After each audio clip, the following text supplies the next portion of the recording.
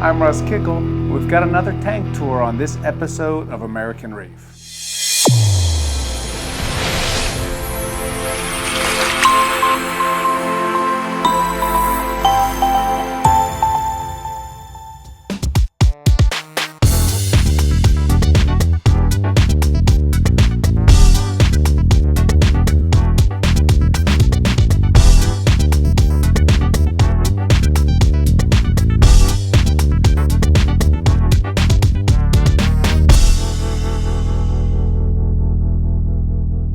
Now, what makes this tank tour kind of unique, not only is the hobbyist Mike Paletta's friend, not only does that hobbyist have decades of experience, but this particular hobbyist just bought his first reef store. Now, he didn't buy it for money, meaning he's got a daytime job, right?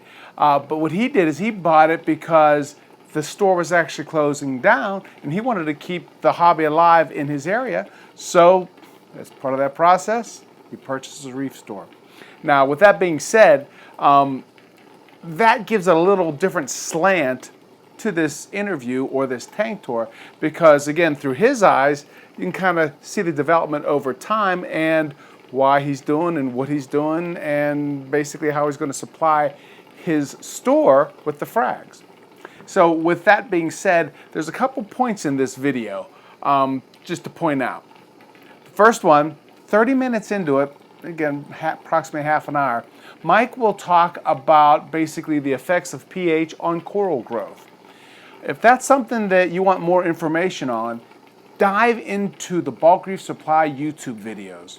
I'll say they have 2 or 3 videos that they just released over the past 2-3 weeks that kind of dive really deep into that topic and explain a lot of things. Not only how much growth you can expect to see by raising your pH by certain values, etc., but by even delineating the fact that not all ways of raising pH are the same. So that's kind of cool in itself. So that's one point. Again, that's the Bulk Reef Supply videos.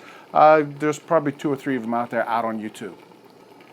The second point is there is a reef keeping video series that just started up by Premium Aquatics called the Tank Series. Again, that's Premium Aquatics YouTube channel. And on it, they go into more detail, or I should say different detail than I've seen like on Bulk Reef Supply, for example, or even on my videos. And it's really interesting, like a simple example. When they are selecting sand, right? He compared 4 types of sand by lining them up, measuring them, and you can kind of actually see the differences.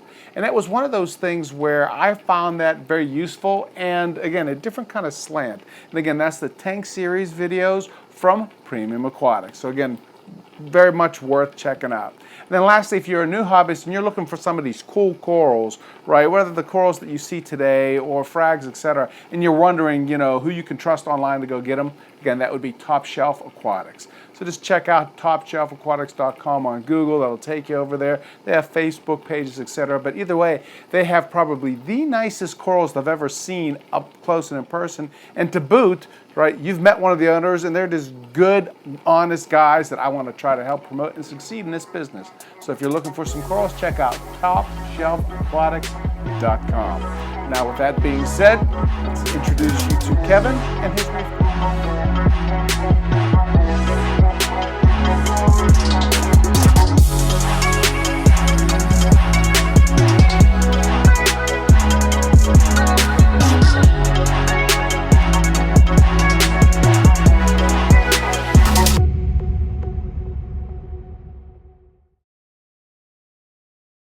What are we doing, Mike? Well, we're doing something new. We're visiting a friend of mine, Kevin Lark's house, and his fabulous tanks, and they are fabulous. Yeah, they are. Kevin just acquired Reef Gallery. Hold it. What is Reef Gallery? Reef Gallery is a saltwater-only shop in north of Pittsburgh in Zelienople. Yeah. And there it is. Yeah, there it is. There's Reef Gallery. It specializes in a lot of the corals that Kevin grows here, frags, and brings in. It's a destination shop. It's not like a typical, big box store. Right. It's more of a specialty because it has a lot of things like these corals that are spectacular. And Kevin's growing, and we'll see a lot of the different stuff that Kevin's growing. And you can see he knows what he's doing. So hopefully you'll get to learn some of the things that Kevin's doing from this video, as well as from visiting his shop. Yeah, and to me that was my draw, right? In other words, you buy stuff. We've been in this hobby forever, so you buy stuff from people who are just running a shop versus actual hobbyists that love it, right? Yeah, and that's part of the reason why Kevin acquired the shop is Kevin's love of the hobby. A lot of people want to get into the business end, so this opportunity presented itself. So Kevin got into it, and now he has gets to do both worlds. He has a hobby. And he has a shop to share some of his knowledge and insight, share some of his corals with. Okay, well, we were talking about earlier how you've been in it for like decades. How long have you been in it? Since '86 is when I started keeping saltwater. 86. I hooked up with Michael in 1995. Wow. We were both 11 years old then. That's right. That's right. Okay, so back in '86, now this is Pittsburgh area, right? Was Elmer's kind of like the only place? Elmer's was the only place. Okay. There were. I dealt a lot with Seahorse on Route 8. Okay, that's right. I forgot about Seahorse. That's who I dealt with. No, and there were a lot more shops in Pittsburgh. There were probably 20, 25 stores in the Pittsburgh area. Now there's 4, maybe 5. Right. So the internet, Amazon, and everything like that has hurt a lot of the local fish stores. But Kevin taking over Reef Gallery is sort of the first new one, really new. Even though it's been there for a while. New shop that's happened in Pittsburgh in a long time. Right, exactly. Okay, so which begs the question, Kevin, why would you do it now? Which is what everybody asks Kevin. Big question to myself. Why would I do it now? I wanted to keep the hobby alive in this area. I enjoyed going to the store, stopping in, talking, seeing what they had, pick up something. I enjoyed that. Right. So I would visit probably 2-3 times a week over there. Oh, okay. So when I found out he was getting out of it, it was either going to close and there was going to be nothing here. So I made the choice to try it. Step into the it's water. Not a big money business thing, you know. It's put a lot of money into it already. Sure. And we're going to try the internet. So I mean, that's what's happened to all these shops is the internet's putting them under. So that's what we're going to try to do, and still have a local shop. Well, and just so the viewers know, you make your money elsewhere. This is 1,000% hobby, right? This is all hobby. This is all to keep the hobby in this area going. Right. Yeah. Well, that's interesting, right? Now, like you guys always are doing these road trips. Right. Okay, so like as far as where you think like that radius circle, in other words, if you live in these areas, it's worth the trip. Probably within an hour and a half. Okay. It's worth it. I mean, I'm goofy, and I've traveled 5 and 6 hours. Beyond that, I heard overnight stays. Yeah, unfortunately, my wife Rosanna puts up with this. But I've made these road trips with Kevin. I've made them with Sanjay. Obviously, I've made them with a lot of people over the years. And one of the things I'm trying to do is re-energize my enjoyment of the hobby. And one of the things that I really enjoy is just hanging out with people, driving, finding new things, seeing new stuff. Because as good as the internet is, you still don't have the same thing as hands-on looking at a tank, looking at the corals, seeing how they're growing, and because as nice as these corals are, if I put them in my tank, they would look significantly different. And people don't tend to accept that. Everybody sees this coral on the internet that has been photoshopped or under an orange gel filter or whatever and goes, wow, that's spectacular. I want that in my tank. They put it in their tank, it's like, I mean, like Kevin had a home wrecker frag. In this tank, it looks really nice. But when he fragged and put it out, it looks like a green tenuis. It doesn't look like anything spectacular, just from the frag from the same coral. Same thing happens when you bring a coral frag home from a shop. It may change into something you're not expecting. It may be better, but 9 times out of 10, it's going to be as good or worse. Because you really have to have everything perfect to get the kind of coloration and enjoyment of things that you want.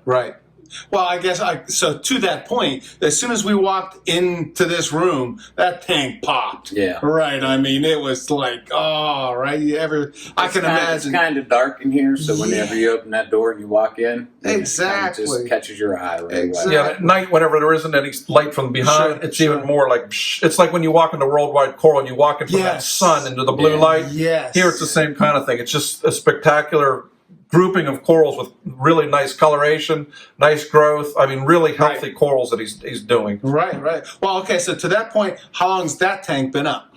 This tank is reset up 5 years ago. Okay. So it's March is, I think, when I got back into it, 2013.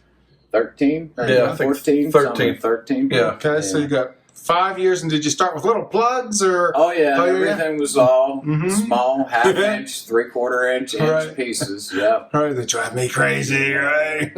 Well, No, they but grow. that's the way it is. They grow. Yeah. You know, so. Right. And it's been redone, rescaped 3 times. Oh, really? Yeah. What did it start with? What was the? Oh, it was a mound of rock to start. Yeah. And as you can see, I took it down pretty much. I got about 3 large pieces on the left, 2 on the right. So I took out a lot of the rock out because of the growth of the corals. Right. I bought tables that I didn't know what they did, and I put them on the top. So when they grew out, Nice shaded umbrella. everything underneath, Right. out they come, and then rescape some more. So I kind of tried to do this. This is the frag heaven over on this side, and this is some more established stuff that I own on this side. Everything seems to be doing good, though. It's kicking pretty good. And now, as far as the tank goes itself, what's your favorite piece? Favorite piece? Yeah. What's your favorite piece? I like my Zola section downstairs. Okay. Yes. I do like sticks, but as far as the favorite piece, I would have to say the 2 reef raft, the one reef raft and sexy coral orange passion. Both of them are pretty sweet. Okay. Okay. And I have the home wrecker. I have the pink Cadillac. I have this. I have that.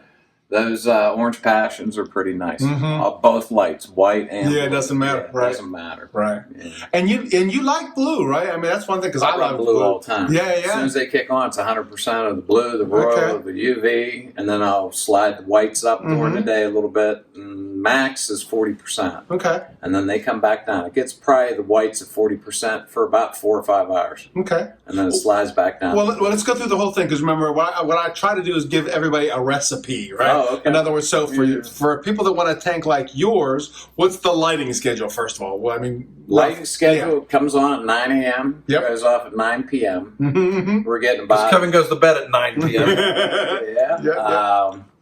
We're getting about, like I said, about 4 hours or 5 hours with a 40% intensity on white. Okay. I would say probably about 3 or so hours, I'm only getting probably about 5%, 10%. And then for ramp up and ramp down, it's all the blues. Got it. Yeah. And how long are you ramping? 60 minutes? Yeah, it's about an hour. Okay. You know, to ramp up for the first before it changes. And you're going to the second, 100%, right? 100% blue. That's what I mean, 100% on the blue. But the overall intensity with Radeon Gen 3s are 85%. There you go. Yeah, is where I'm sitting at right now. And then how high do you have your lights off the tank? They're about 9.5 inches. Okay. Plus I have a Reef Bright in here, 48-inch Reef Bright in the front shining in. Then I have 4 360W Kessels. I use them as spotlights and also to get the motion. Sure, the glimmer lines. Yeah, so they're also set at the blue, except for I do have the back one over top, and that's supposed to be a pink bird's nest back there because it shows really nice pink and white, but blue it kind of looks brown. Yeah, that's what I was going to say. It kind of looks brown. Right. But that was the same that was out in Elmer's tank for years, and everybody, he just never cut it. Right. One evening I was out there, and he was cutting a couple pieces, so I got one, but it's never been the brilliant, because I run so much blue. You got it. You know. And now, so on the tank itself, how many gallons? It's a 120. Okay. It's a 4 foot by 2 foot by 2 foot. Okay. And then when we look at your sumps and all that, what's your total water volume? Total volume of what's tied in with the system is 400 gallons. There it is. Yeah. Right. And a lot easier to maintain parameters with a larger volume of water. I find that much easier. Now, did you get that idea from Mike? Because you know how Mike has his... all tied in? Yeah. He, in fact, set me up with my first sump when I started getting into the sump situation. It's the one sitting out in the garage. Yeah, I saw it. But yeah, it's the first sump that I started using. Because back in the 80s, it was fish. Right. You know, I did the predator tanks, and I had an octagon tank, which is really cool. I like that one. Yeah. But that's evolved into corals after that. You got the as with most people in saltwater, it starts off simple, dead coral skeletons. Eventually, we end up with this. If you're good and stay in it. Right. I used to go to your house and check out your 1,200-gallon system. Yeah. Where would my eyes be all the time? Back at the 300 or what was all softy tank. I was checking that out all the time. The motion. And I was looking at the sticks. I'm thinking, pretty. I don't know what they see in them, but now I got the bite and it took over. Right. Sadly, now you can't even get most soft corals. Right. Indonesia still closed down and Fiji closed down. That's where most of the soft corals came from, and it's everyone's going more and more towards sticks or fragging the soft corals, but those take a lot longer to frag and grow out than the sticks do, which is amazing. Right. Because when it started, these were considered impossible. We can't ever grow aquaphora. Right. Because we were keeping leather corals alive. I mean, I was with Sanjay weeks ago when we passed by our old friend Ron Hunsick. He used to have a leather coral that had a stalk on it this big around in a 700-gallon tank. I'm going, I wonder whatever happened to that leather coral. Because it took 2 or 3 guys to carry it from one tank to the other tank because it was so massive. And he was under fluorescent tubes. So it was rather amazing what he was getting. Yes. Because that was when the switchover was going from fluorescent to metal halide. So this is 20 years ago. Right. But he had some amazing soft. Now, did he feed? You know how feeding and all that? He had a ton of fish in there, so everything got fed, and his nutrient levels were not anywhere near zero. Okay. But between the fluorescent tubes and the fish load, the soft corals in there just went berserk. Right. Obviously. See, somewhere in my house are slide packs of Ron's tank over like 6 or 7 years. So I saw the progression of things. The problem is sitting down and looking at those for hours, which is what it would take, and I just don't have the stomach for that right now. No wherewithal. Yeah, when I'm starting to get crazier, I know I'm really crazy. When I'm starting to get crazier, I go, yeah, look at this slide and this slide. But we haven't gotten to that point yet. Okay, so I guess to that point, for here, did you ever consider softies? Or was it always going to be like a hard? Yeah, I mean, back before I took a couple years off, there were softies and stuff like that because I was in the LPS. Mushroom, zinnia, all that kind of stuff. But once I started this, I had it mixed up here until I started downstairs. And once I started downstairs, I decided to do the theme tank. This is stick tank, then I have the Zoa tank, and then I have the LPS tank. Right. I was going to say, did you always have that piece of it planned out? In other words, No, this is always a thought in the process. And then take the job on and work it through. Yeah, so with most tanks, they're always a work in progress. I'm going to add this, I'm going to do that. It's never, this is planned out. Right, exactly. I mean, I've done as much planning as I could for the new tank, but there's still little nuances I'm playing with and changing, and nothing's ever perfect. Right. How many years into the hobby and all the 35 years and still every tank is a work in progress. Let's tinker with this and trade that. Yeah, which is cool. It's insane, but that's what makes it fun too. Yeah, that's what's probably kept me in it as long as it has. Because unfortunately, as Sanjay and I have discussed, we're like the last of the really, really old timers. Most of the people that we knew have either passed on or passed out of the hobby. Which to us, it's all the same, but it doesn't matter. It doesn't matter. Okay, so who's in that group? It's you, Sanjay, Julian, and then Charles Delbeck. Okay. And most of the other people that were there in the beginning, we don't know, we don't hear from them or don't expect that they're still in the hobby. Right. Yeah, okay, so we'll move past that. Yeah. Because we're not getting older. Let's just not go. Yeah, exactly. Okay, so back to the 120, right? Yeah. So we talked about lighting, the lighting schedule, right? Filtration. We know that you have a 400-gallon system, but what are you doing there? Pretty basic, skimmer, sump. It was about, I do run GFO and carbon.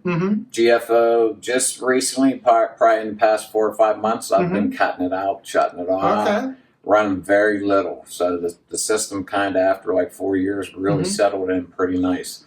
Because I do feed heavy. I feed 6 times a day. 4 of them are auto feed, and 2 of them are frozen that I mix up the food myself. Okay. Yeah. But you don't really have a ton of fish in here. It's not like schools of fish. It's a nice selection. Yeah. But it's not insane. It's not like your tanks. Yeah, it's not where you could actually eat for a week on what amount of fish you waste. Yeah. No sushi. Okay, so they're all hiding out in the back. That's why you don't see too many fish, because we're right in the front. There's no fish in the tank. No, there's fish in there. We have to hide for them to come out. Okay, so back to, again, new hobbyist, and I hear, man, this dude actually started cutting out his GFO. What came to that, or what brought you to that conclusion? I better cut it back. In other words, your phosphates too? Testing. Okay. Yeah, they were just starting to go too low for me. Okay. So I usually run about 0.04, 0.06 on 0.04, 0.06 on the phosphates. Yep. Nitrate's about 5 to 10. I have been turning out the light on the refugium too, because it just seems to be cleaning too much. Good. Right. I've never added anything as far as liquid this or that. Yeah, like the lymphaniums or anything like that. I've never done that. Yeah, you're not really adding trace elements or anything like that to the tank. It's water changes. Well, I believe in the water changes. Okay, so how much do you believe? What do you do? Probably 120 gallon a month. Okay, so that's way way more than 25% a month. Yeah. Is that 25% a month? Yeah, it's about 25% a month. I was figuring more closer to 30 or so. That's about what I do to try to keep it clean. And is it just one big? In other words, one time a month you do it, or do you do that 120 steps? It's probably little steps throughout, because every time I'm doing a water change, I'm sucking something out. I'm cleaning, I'm doing something, whether it's the overflows or, detritus here, there. So I'll throw 20 back in. 3 days I might do another 20, and then I'd have to do another batch. And so I never really done, other than, what was it, a year ago, this tank turned gray. Yeah, I have no clue what happened. Did Triton test and all this, never could figure anything out. It took about 6 months before it started coming back. I was doing a lot of work, a lot of maintenance, trying to get everything to come back for like 3 or 4 months. And I got rejected. It was like nothing was happening. But you also had a new black substrate in the downstairs tank that may have been an issue. I had a bunch of things that I changed at the time. Right. Try not to do too many things at one time. Do one thing. But We've all learned this lesson the hard way. Oh, definitely. But once I let it go and kind of just got rejected, in about a month and a half, things started looking good. Wow, then I got back into it again. So that's the other thing we discussed, is how much our heart and souls are in these tanks. The tank's good, life's good, everybody's happy. When the tank has problems, it's like, oh, man. It's like, I found out I have this disease. It's bad. It breaks your heart. It does. Well, it's an anchor. It does. Like, you're always thinking about it. It does. Yeah, I get it. Okay, so for like the water change concept, again, you're doing it roughly 120 a month, and you're not supplementing it any other way, like any of the other, like, what about calcium? He's out of alkalinity and calcium and magnesium. Calcium. Okay, there we go. Magnesium? I do magnesium in my mix, because, as far as testing, I test every day. Okay. So every mix is tested, and I'll adjust magnesium in the mix, and I try to run at 1,500 in the mix. Okay. And I run about 1,440 in the tanks. Okay. So I like to keep it there. And are you using like a bulk reef supply stuff? What are you using? Bulk reef, soda ash, and their calcium. Okay. And their magnesium as well. Continuum. Continuum. Yeah. The stuff you recommended. Yeah. That had something in it to help with certain allergies and stuff like that. Okay. And what's Continuum, Mike? What's so great about Continuum? It had the same compound in it that quote-unquote fluconazole had. Okay. It used to be the same as Tech M, and it had some compound in it that keeps bryopsis from growing. Oh, okay. And then they stopped putting it in one, and now it's in the other. We all now use fluconazole if we have a bryopsis outbreak. I had one in my frag tank when I was setting it up, and I didn't have any of that. I used fluconazole. It worked great. Right. So there's always something. There's always something. No matter what you do, there's always something. So you got to keep things in check. And one of the things you definitely want to keep in check is bryopsis, because once it takes off, it goes nuts and overgrows and kills stuff very quickly.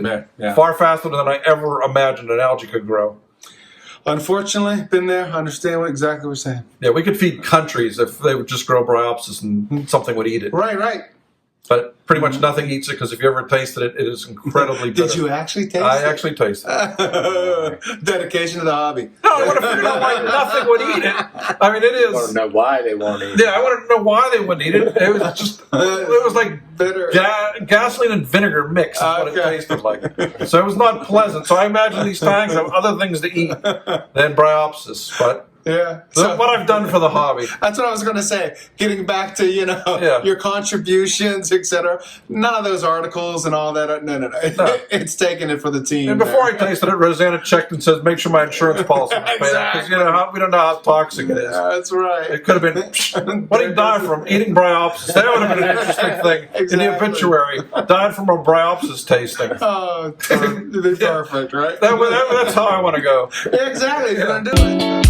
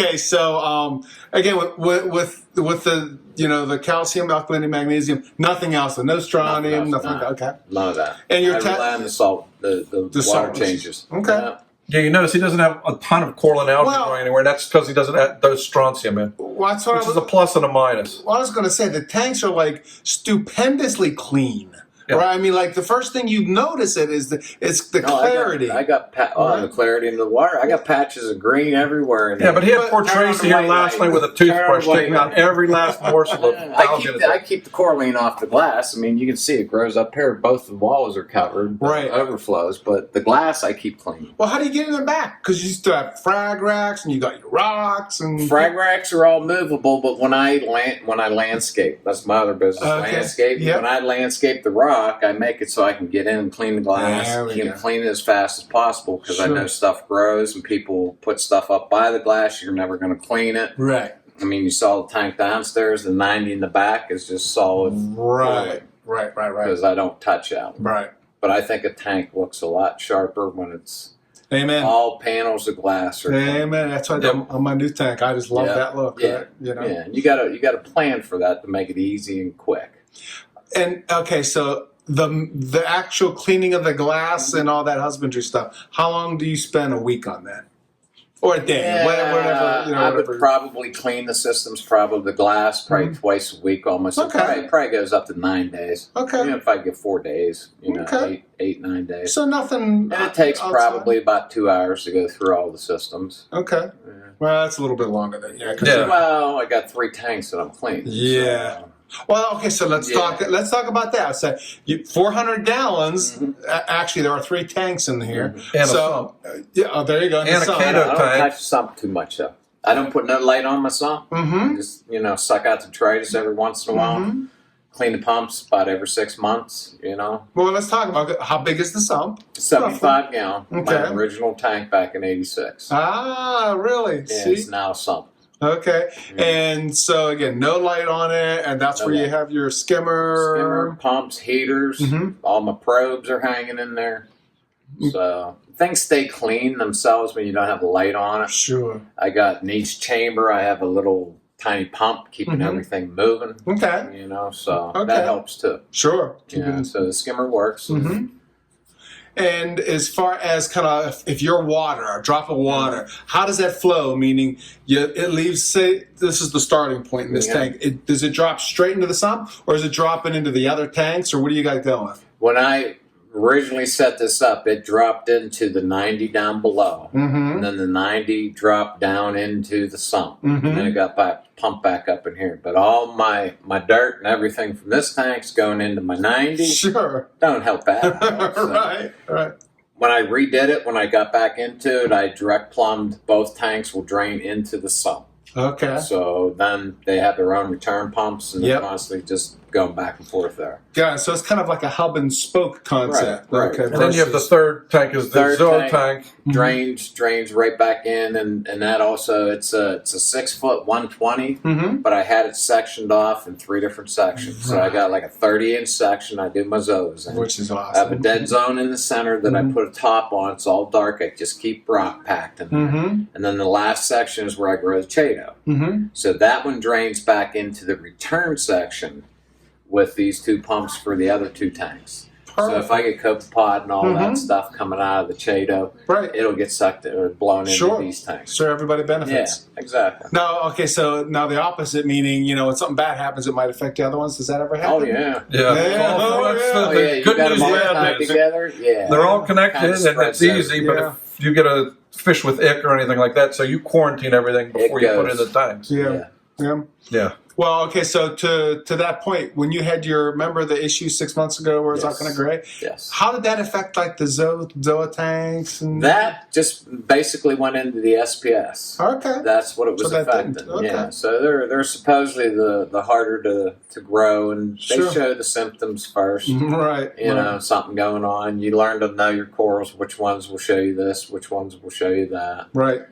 But that was pretty much the SPS tank that did that. Got it. So nothing else hit. Everything else was still doing okay. Yeah. Yeah. Okay, so now since it's been the reboot, so to speak, Mhm. what has been the worst kind of, oh man, one, the one that would be a year ago. Was that it? Yeah. Okay. I associate a lot and just thinking this and learning this, and I think this is an issue. Is every September I start to see a little drop in things. Okay. So where's my tank in the basement? I run oil heat. The heater's kicking on. So my pH, I never used to chase pH. Sure. Don't worry about it. But it was getting down to 7.6. Right. And I'm like, I run an airline outside. I got a little boost for a while. That didn't seem to help. And just probably about 6 months ago, this past fall, I threw on a CO2 scrubber. Okay. I got decent results with that, and I could maintain 7.9. Still haven't hit the 8. Right, nice. So now that the weather's changing, I opened up the window down there. Right. I'm an average price 7.9. I hit 8.1 during the day. Yeah, and I'm probably not wanting to go through a whole bunch of media. Right. I'll probably take it offline here because I can leave the window open in the basement. Sure. And I'll get through the summertime with that until next September. I'll kick it back on. And to your point, when the house is kind of closed up, how many times are you replacing the media? Is that once a month, once every 2 weeks? Well, I ended up doing some research and seeing that they put the air tube into their skimmer cup. So I drilled a hole into the skimmer cup, put the intake in there. And what was happening is I was getting so much moisture. My media wasn't turning purple. No, it wasn't. No, but after about 4 weeks, all of a sudden, bam, you look at the media and it's half full of water because there's a lot of moisture. So right now, I have just the air intake hanging above the sump, close to the water, just to get some moisture. Right. And I'm getting the purple, and it's probably been about 3 to 4 weeks. Okay. I'm starting to see half of it starting to turn purple. So I'll probably get maybe a week out of it, and then I'll do a change. Yeah. And you're using the bulk reef supply canister thing and one canister? One canister. Okay. And then Mike, now I thought about 2, but one. Well, that's what I was going to say, because Mike's going to 2 now. Right. Yeah. Right. You get longer. No, because of how big the tank is and how much I'm going through. 2, and then I can just change one out when it turns, and always switch it up. Back. Yeah.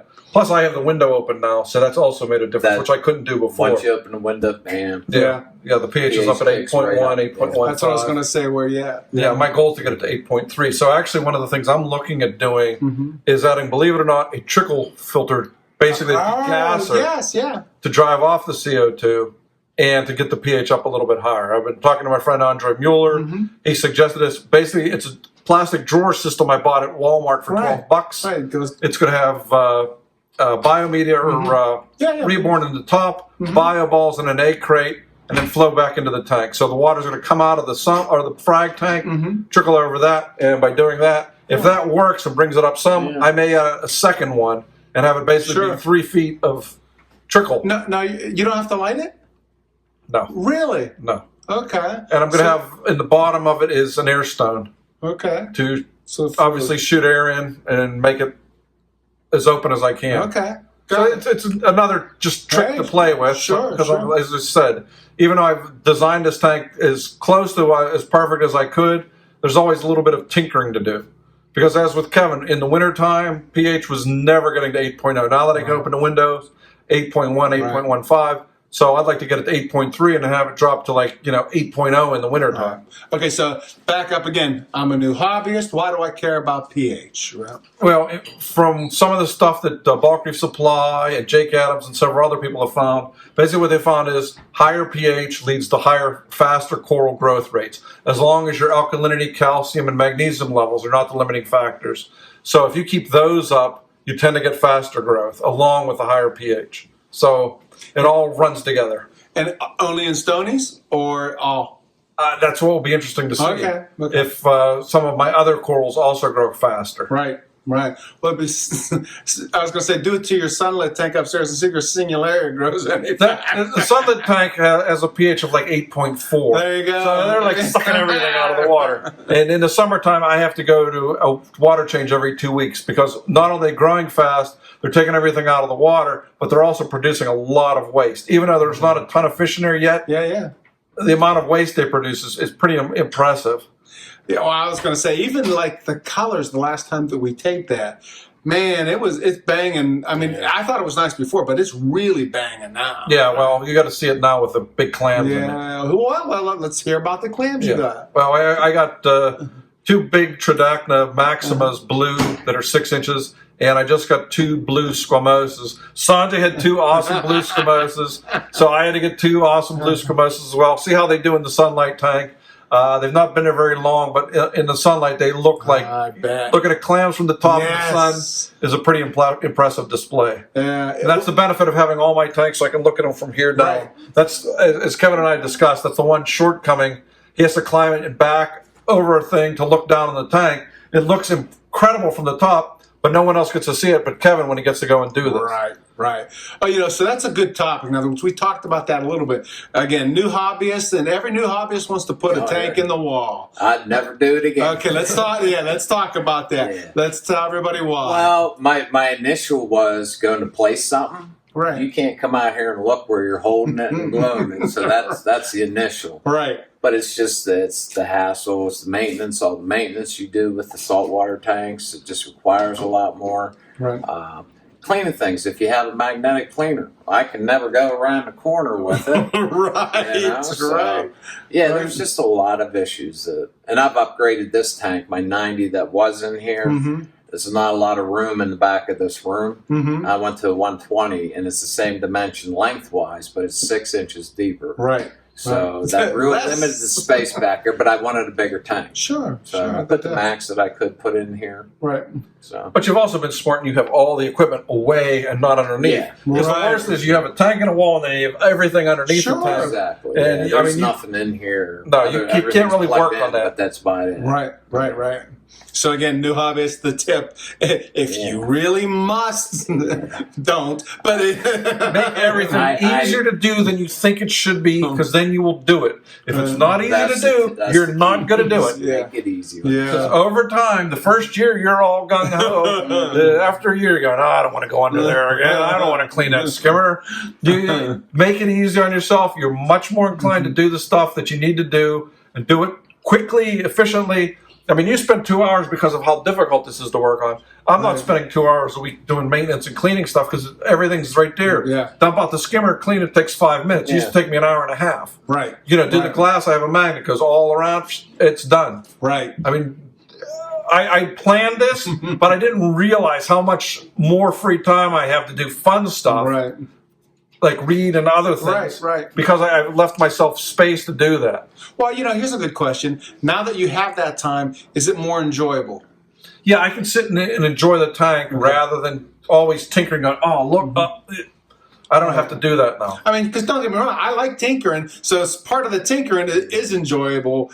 But, since it's a switch, since you didn't have it as much, did it take any of the enjoyment away, or it added? It sounded like it added it. Yeah, because you have a limited set amount of time. Yeah, sure. So if you have an hour to do stuff, you can either do an hour of tinkering in the tank, or you can do 45 minutes and 15 minutes of sitting and watching the tank. Sure. That 15 minutes becomes a lot more valuable than I got to spend 5 minutes looking at it, or 1 minute looking at the tank. I came in, fed, worked, left. You don't really get to enjoy the tank. And I think, unfortunately, a lot of hobbyists, they don't really get to sit back in their chair, watch the tank, because also, when you're there quick time, the fish are always up the top thinking you're going to do something. Right. They're not acting natural. You sit down in the chair, after 5 or 10 minutes, they start acting natural. You say, what the heck? That fish is eating this. You don't see those kind of things unless you have the time to sit back and enjoy the tank and see what's going on in the tank. Right. And that's, I think, something a lot of us neglect. Sure. Is just setting aside time to sit and enjoy the tank. Yep. My wife was nice enough to let me put it in the bedroom. So there you go. That's so cool at night, right? I know a lot of people have them in the bedroom. Yeah. My wife is off camera and she's shooting me these stink eyes. No, we're not putting it in the bedroom. No, that's a hard no. Now there's our soft no. We're going to put a waterfall there with a koi pond. There. The trickle. The gentle flow of the water. That's right. And the koi jumping. I would not enjoy a waterfall. See, even Ava wouldn't like it. Yes, I know. So that's a definite hard no. Then you're done. Okay, let's get back to this guy. How much flow do you got? Up here, I'm running. The return pump is what are they? Danners. Okay. Danners, 1200. Okay.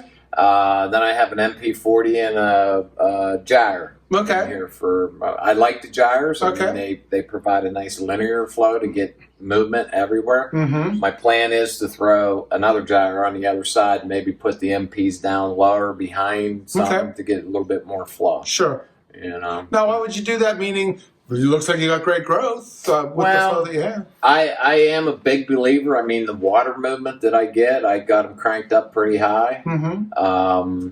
I think flow is very important for the SPS tank.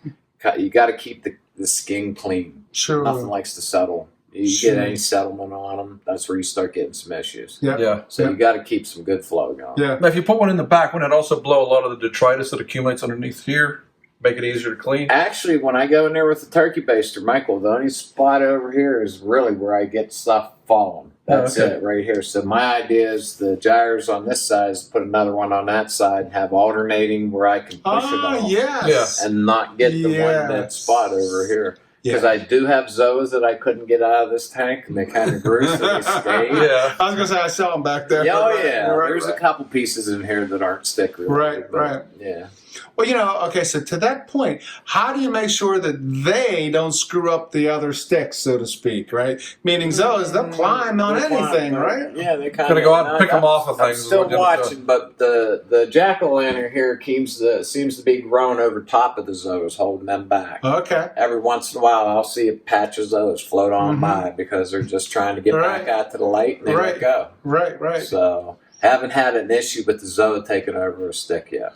Good. Now, you're encrusting monies? Yes. Yeah. I kind of keep them on the floor now. Yes. Or on their own little separate rock because before I did the redo, I had sticks that were encrusting monies because they just grew over top of them and covered everything. So you learn as you go. Sure. You know, and that's probably why most of it's been redoing the tank is because bad placement. Sure. Or growth. You know, that's that you taken didn't over. expect or is unwanted or much faster than you thought of the things that are. But the nice stuff grows like this. Exactly. No, I don't want that to grow, right? Yeah. So why don't we go downstairs and do some talking in front of that and discuss that tank? Yeah, we can talk about the other 400 gallons and the other tanks. Good deal.